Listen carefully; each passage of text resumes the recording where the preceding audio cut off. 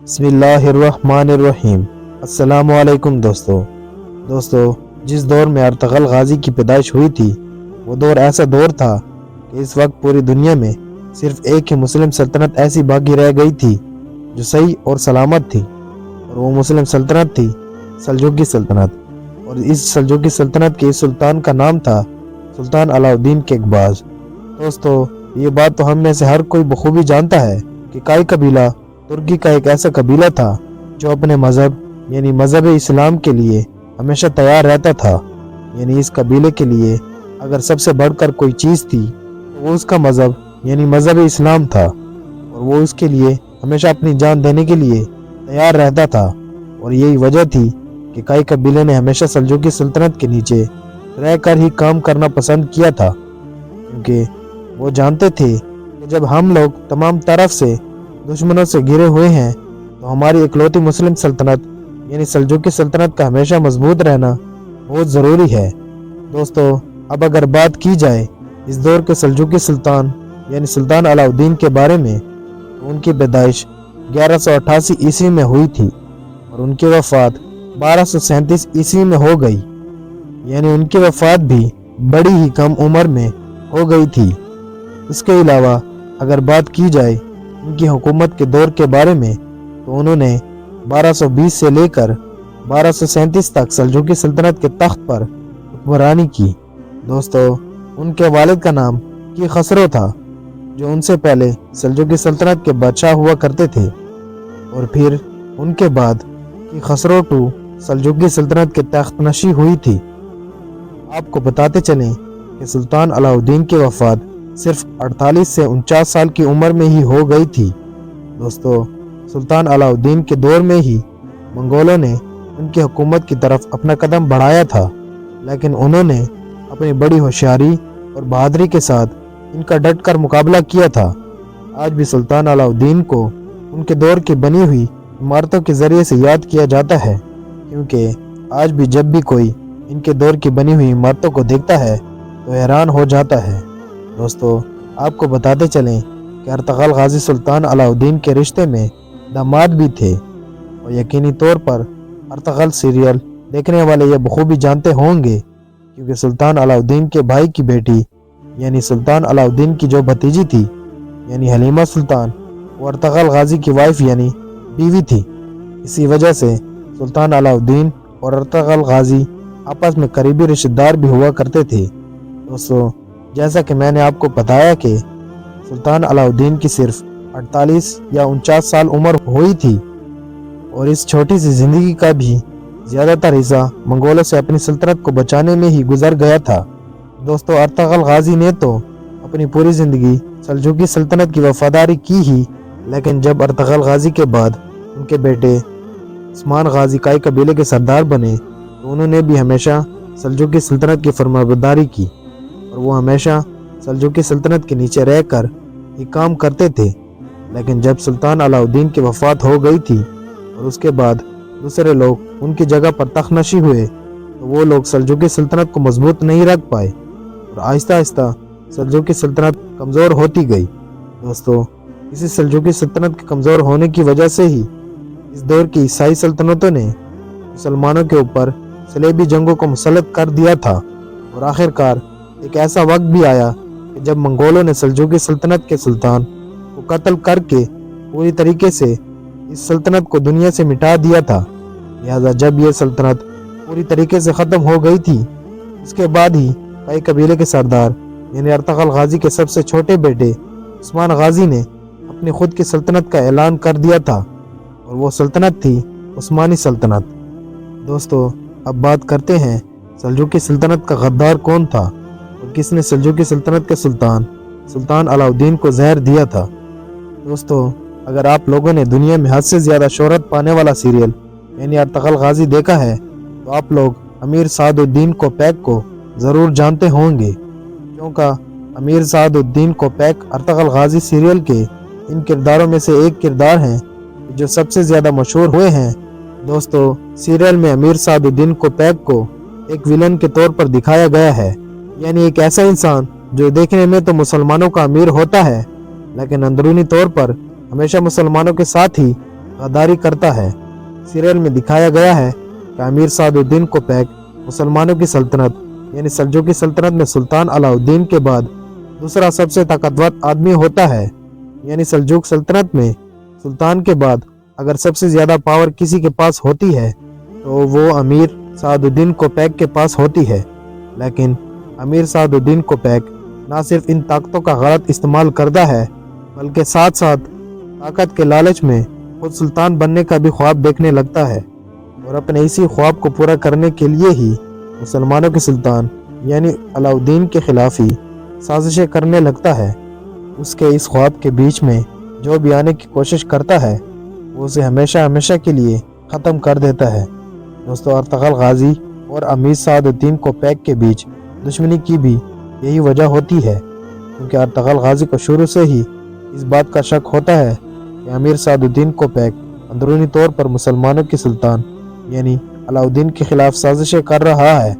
اور Ertugrul Ghazi کا یہی شک بعد میں آہستہ آہستہ یقین میں بدل جاتا ہے۔ ارطغرل سیریل میں دکھایا گیا امیر سعد الدین کوپیک 13ویں صدی کے شروع میں سلجوقی سلطنت کا بہت طاقتور امیر تھا۔ سعد الدین کوپیک کا پورا نام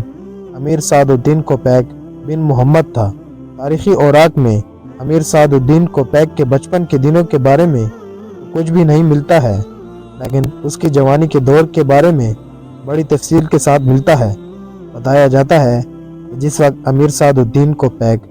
سلجوقی سلطنت کے محل میں داخل ہوا تھا اس وقت سلجوقی سلطنت کے سلطان علاء الدین کے والد تھے، یعنی اسی علاء الدین کے والد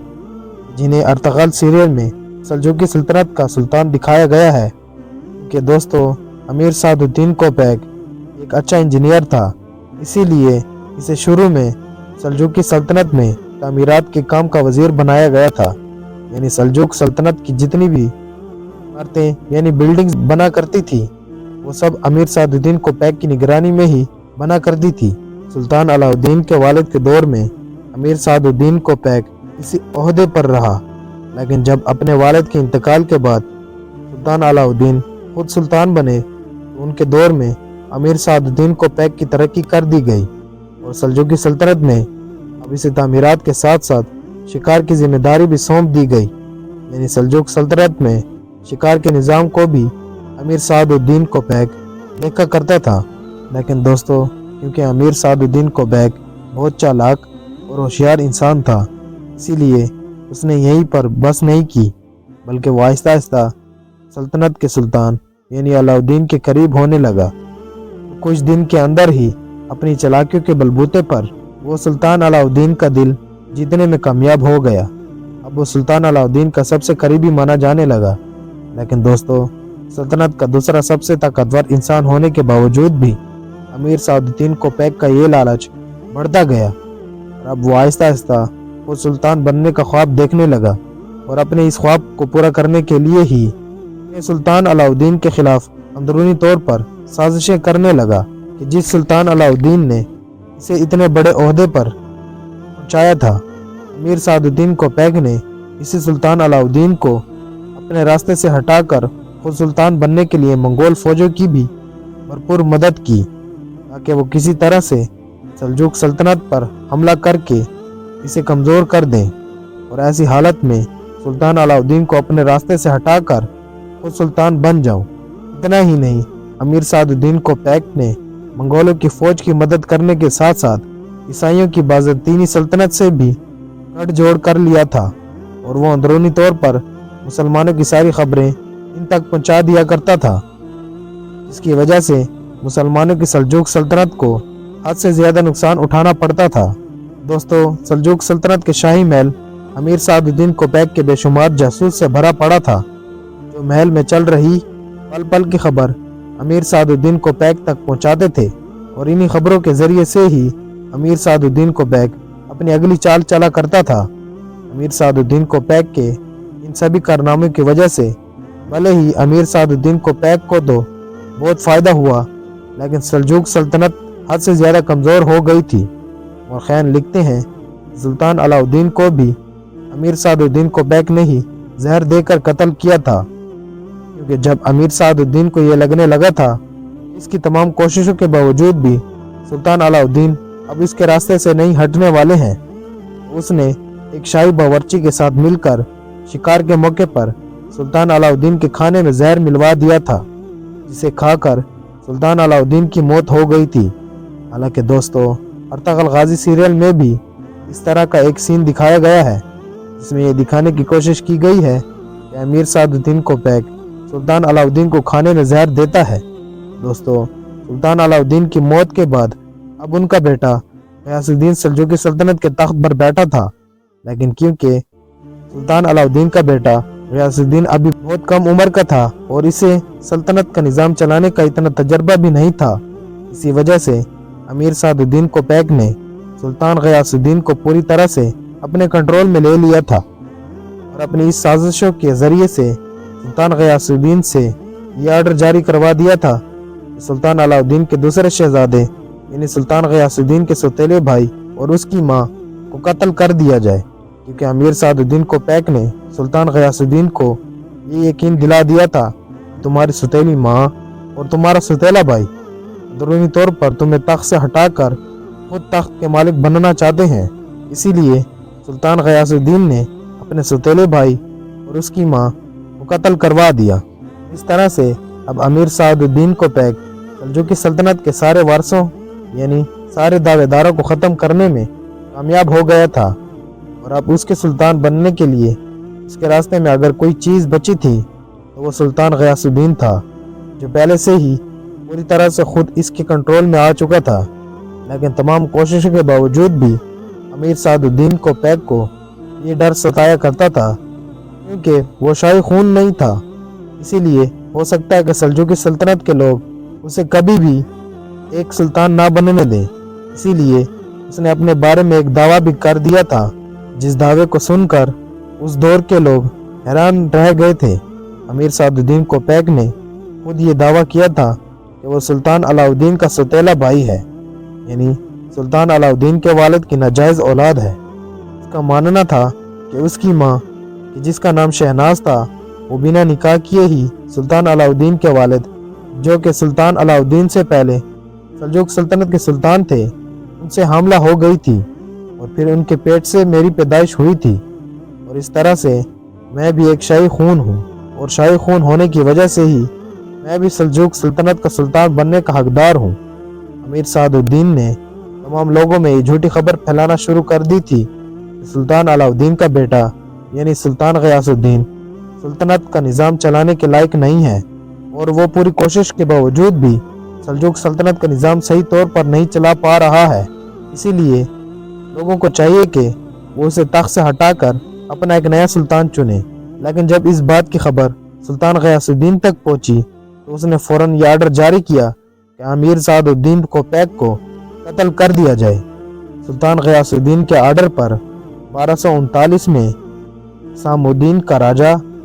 नाम के एक कमांडर ने अर्तगल के साथ मिलकर सादुद्दीन कोपैक के काफिले पर बड़ी बेदर्दी के साथ हमला किया। इस खतरनाक हमले में भले ही अमीर सादुद्दीन कोपैक की जान बच गई थी, लेकिन वो बहुत बुरी तरह से जख्मी हो गया था। ऐसी जख्मी हालत में ही उसने कई जगह छुपने की कोशिश की, लेकिन आखिरकार वो पकड़ा गया और फिर अर्तगल गाजी ने उन्हें ख़त्म कर दिया। उसकी मौत के बाद उसकी लाश को उस महल के सामने ही लटका दिया गया था, जिस महल को खुद अमीर सादुद्दीन कोपैक ने इस इरादे के साथ बनवाया था कि वो इस महल में रहकर हुक्मरानी करेगा। लेकिन हालात का सितम देखिए, जिस महल को उसने हुक्मरानी करने के इरादे से बनवाया था, इसी में उसकी लाश को लटका दिया गया। दोस्तों, अमीर सादुद्दीन कोपैक को इस दुनिया से गुजरे हुए भले ही आज लगभग 800 साल गुजर चुके हैं, लेकिन उसके बनाए हुए महल आज भी तुर्की में खंडरों की शक्ल में मौजूद हैं, जो आज भी देखने वाले को सादुद्दीन कोपैक जैसे गद्दार इंसान की याद दिलाते हैं। जज़ाकल्लाह।